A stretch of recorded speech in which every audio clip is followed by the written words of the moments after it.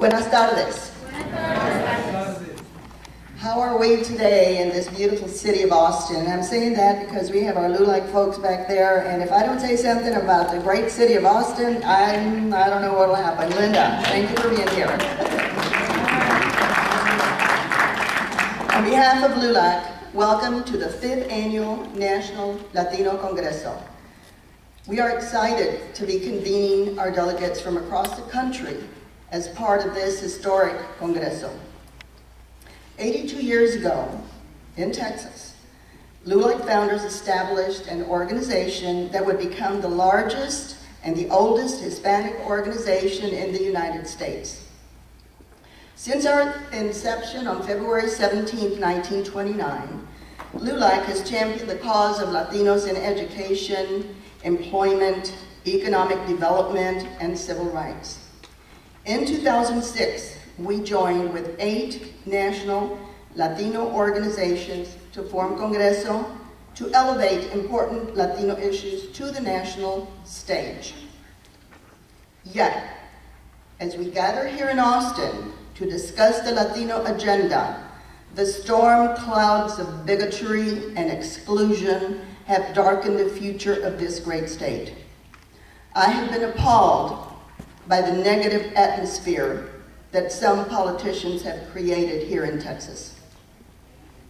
Latinos have been the target of negative immigration bills, education cuts, voter ID laws, gerrymandering, and the politicization of our textbooks.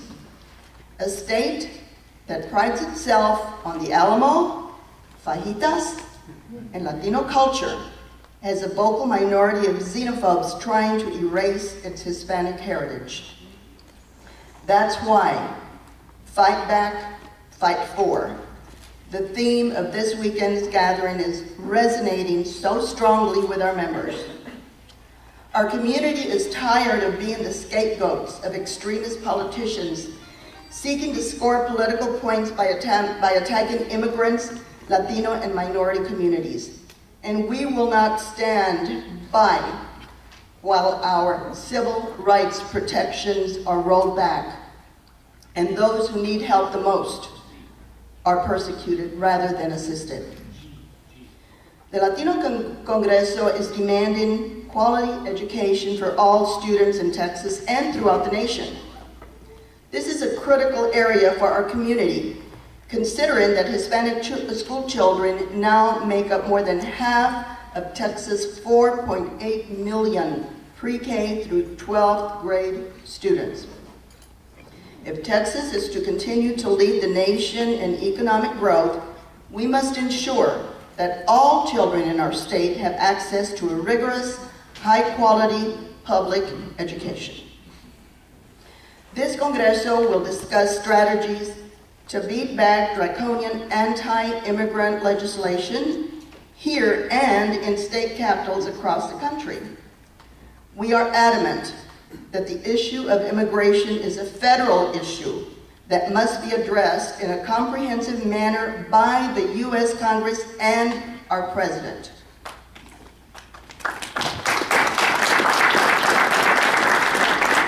We must provide immigrants who pick our food, build our homes, care for our children, and boost our economy a legal pathway to work in the United States. And we will not stand by while politicians seek to score political cheap shots by blaming our broken immigration system on the victims of the system rather than addressing our failed immigration policies in a fair and humane manner. When it comes to voter registration, redistricting, and voter ID bills, the Latino Congreso is again taking the lead. We will not go back to the days of poll taxes, Jim Crow laws, and harsh voter suppression tactics.